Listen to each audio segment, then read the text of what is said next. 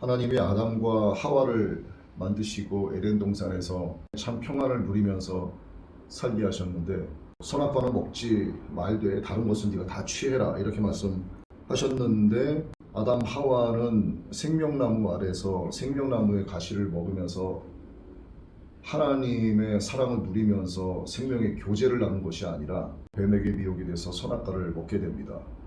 결국 하나님의 거룩한 그 땅 에덴 동산에서 아담과 하와는 쫓겨나게 되는 거예요. 하나님이 어떤 분이신지를 저들이 알았더라면 저들의 영이 열려있는 상태이고, 하나님이 어떠한 능력을 가지신 분이신지를 저들이 올바르게 알았다면 거룩한 그 땅에서 쫓겨나는 일은 아마 없었을 겁니다. 이들이 쫓겨난 뒤에 살아가는 환경은 나쁘다고 말할 수 있는 정도를 넘어서서 아주 척박했죠. 사람 속에 있는 욕심까지 이제 보태어졌기 때문에 인간에게는 만족이라고 하는 것이 이제 사라지게 된 겁니다. 그 전까지만 해도 만족함이 있었어요. 참된 행복이 무엇인지를 알았고, 그저 늘 평화롭고 늘 기쁘고 늘 노래가 있는 그런 나날이었는데, 이제는 척박한 환경에다가 사람 마음속에 욕심까지 더해지게 되니까 오늘까지도 인간의 마음속에는 만족함을 누리면서 하나님을 찬양하는 자들의 수가 지극히 적게 됐습니다. 하나님을 안다고 하는 자들 사이에서도 경건을 이익의 방도로 생각하는 자들이 있어요. 경건을 이익의 방도로 생각한다는 것은 경건의 능력을 인정을 하고 이렇게 행하게 하신 하나님을 바라보고 찬양하는 것이 아니라, 경건이라고 하는 것을 자신의 유익을 추구하기 위한 도구, 악의적인 도구로 활용하는 거죠. 그러니까 하나님의 이름을 팔고 예수님의 이름을 팔고, 또 하나님께서 주시는 은사들이 있는데 이 은사는 내적 기름 부음에 해당되는 게 아니라 외적 기름 부음, 즉 능력의 기름 부음에 해당이 되기 때문에, 이것은 능력의 기름 부음이 임할 때 그 은사가 행해지는 것이지, 그 외적 능력의 기름 부음은 언제나 머물러 있는 게 아닌데도 불구하고 이것을 분별하지 못하기 때문에 나에게는 언제나 예언의 은사가 있다, 신유의 은사가 있다, 나에게 언제나 예지의 은사가 있다,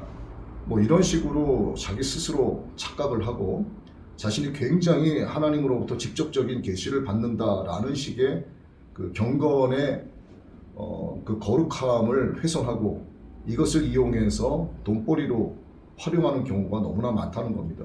특히 은사주의에 빠진 자들이 주변에도 거의 널려 있다시피 해요.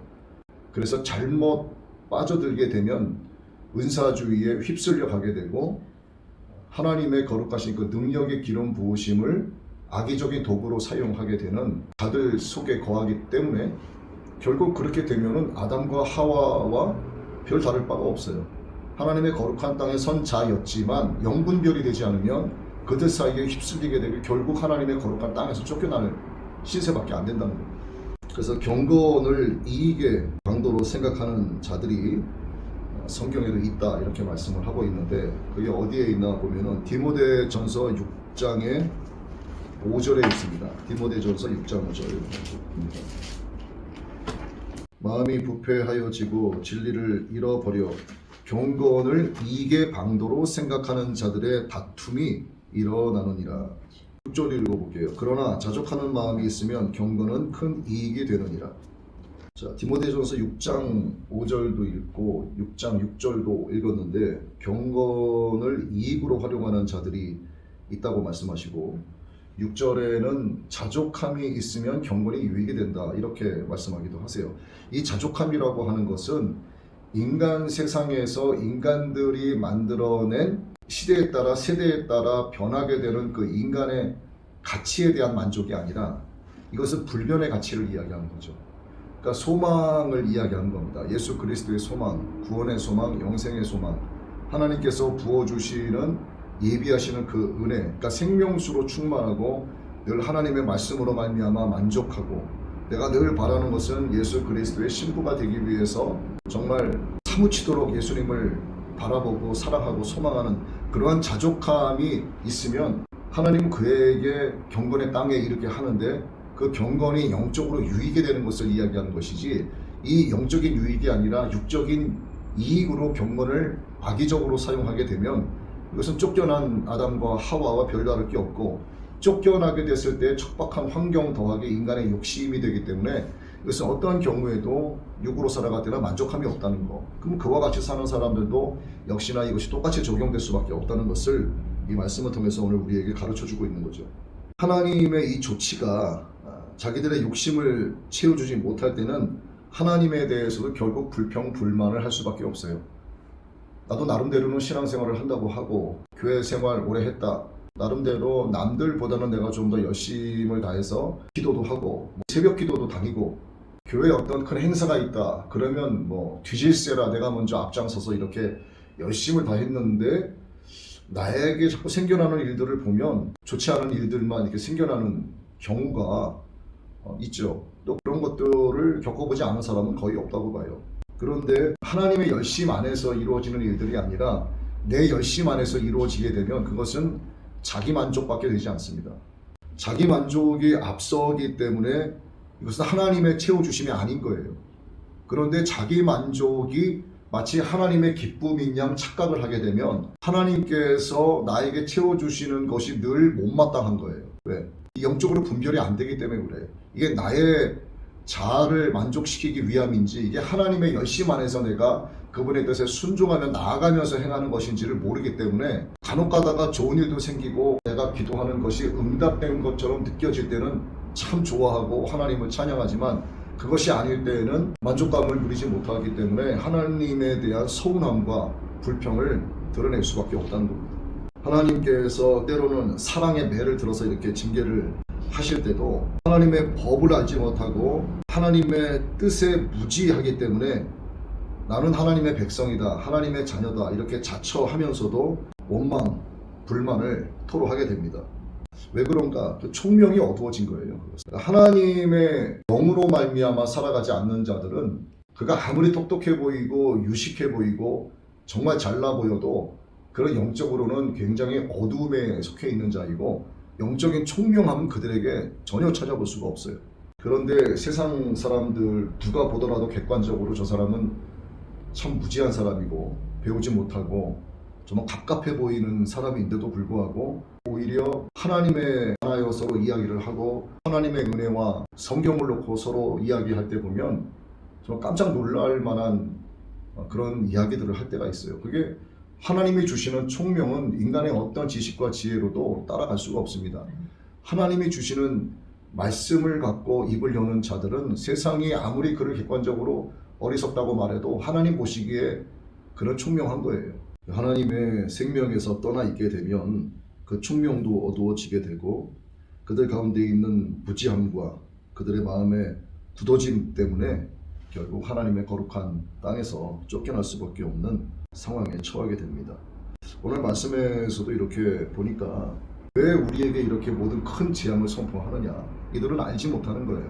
자신의 조상들이 하나님 앞에 얼마나 큰 죄를 범했는지, 그리고 자기들은 자신들의 조상보다 얼마나 더 크게 지금 죄를 범하면서 살아가고 있는지를 깨닫지 못하니까 왜 여호와께서 우리에게 이렇게 큰 재앙을 내리시느냐라고 예레미야 선지자에게 좀 묻고 있는 겁니다. 도대체 우리가 무슨 죄를 졌느냐? 우리가 하나님께 범한 죄가 도대체 뭐냐? 하나님께서 인생들에게 내리시는 큰 징계와 저주 가운데 하나는, 이건 징계라고 할 수가 없어요. 징계는 하나님의 돌이키심의 회복이 있지만 하나님의 저주는 돌이키게 되는 은혜가 없습니다. 그 가운데 하나가 다른 신들을 섬기게 하는 거예요. 인간의 손으로 깎아 만들어낸 것들 앞에 절을 하게 만들고 그것들 앞에 물건들을 갖다 바치고 사람을 갖다 바치고 그 앞에서 엎드려 경배하게 만들고 절하게 만들고, 그러니까 하나님께서 가장 싫어하시는 일들을 그들로 하여금 누가 하게 하냐면 하나님이 하게 하시는 거예요. 하나님이 그들을 버렸다는 뜻입니다. 그런데 그런 그들마저 그들이 회개하고 하나님 앞에 돌아오면 그때부터 하나님을 힘써 알고자 한다면 그들의 입에서 하나님을 향한 불평이 사라질 뿐만 아니라 하나님은 그들을 회복시키시죠. 불평이 가득한 사람들 일단 완고합니다. 굉장히 뻔뻔스럽고 목이 곧은 사람들이 많죠.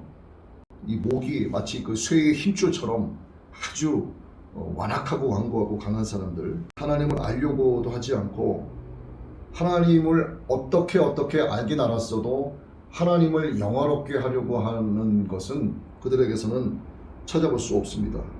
그렇기 때문에 하나님을 향하여 감사도 없고 하나님으로 인하여 만족함도 없고 하나님으로 인하여 기뻐함도 없고 그들 자체도 하나님의 기쁨이 되지 못하고 하나님을 알긴 알지만 그냥 하나님 알지 뭐 요 정도예요.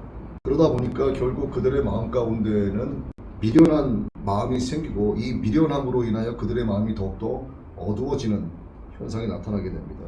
그래서 하나님의 영광을 위해서 하나님을 찬송하도록 사람을 창조하셨음에도 불구하고 찬송은커녕 불만만 토하는 그런 일상이 그들의 삶 가운데서 계속 지속이 되게 되는 거죠.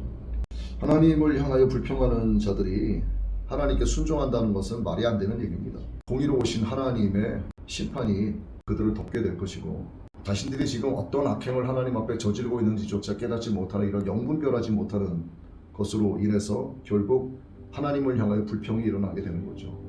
이들이 하나님을 향한 불평은 이겁니다. 우리의 죄악이 무엇이며 우리가 우리 하나님 여호와께 범한 죄가 뭐냐, 이게 불평이에요. 우리가 뭘 잘못했다고 여호와께서 우리에게 이러한 죄를 내리시고 왜 우리를 이렇게 힘들게 하느냐. 그래서 이들의 미련함으로 인해서 이들의 마음이 더욱더 어두워지게 되는 거. 하나님은 이들에게 거룩한 땅에서 내보내시고 사람의 손으로 깎아 만든 우상들을 향하여 오히려 절하게 만드시는 하나님의 마음에서 벗어나게 되면 이 세상에서 몇백억 자산가로 있다가 알고지 된 것은 아무것도 아니죠. 하나님이 나에게서 떠나게 되면 그는 영원한 저주 속에 갇히게 되는 거예요. 이건 생각하기도 싫고 그냥 끔찍합니다. 두렵고 다리에 힘이 빠지고 만약에 저에게서 하나님이 떠나가신다라고 생각을 한다면 아무것도 못해요. 그 순간부터 죽는 것도 두렵고 어디 가지도 못하고 사람도 못 만나고 말도 못하고 그냥 그 순간 바보가 될 것 같아요. 그래서 나의 힘은 오직 하나님이시고 내가 의지하고 내가 바라보고 나의 반석이 되시고 나의 의지할 바위가 되시고 모든 것을 도와주시고 감싸주시고 지켜주시고 이 모든 것을 해주실 수 있는 분이 오직 예수님 한 분밖에 없다라는 사실 때문에 예수님 잘 믿으면 돼요. 예수님 사랑하면 되고 신랑 되신 예수님을 내가 사무치도록 그리워하는 그리스도의 신부로 살아가면 그 다음은 내가 뭐 이것저것 하려고 애쓸 필요가 없어요.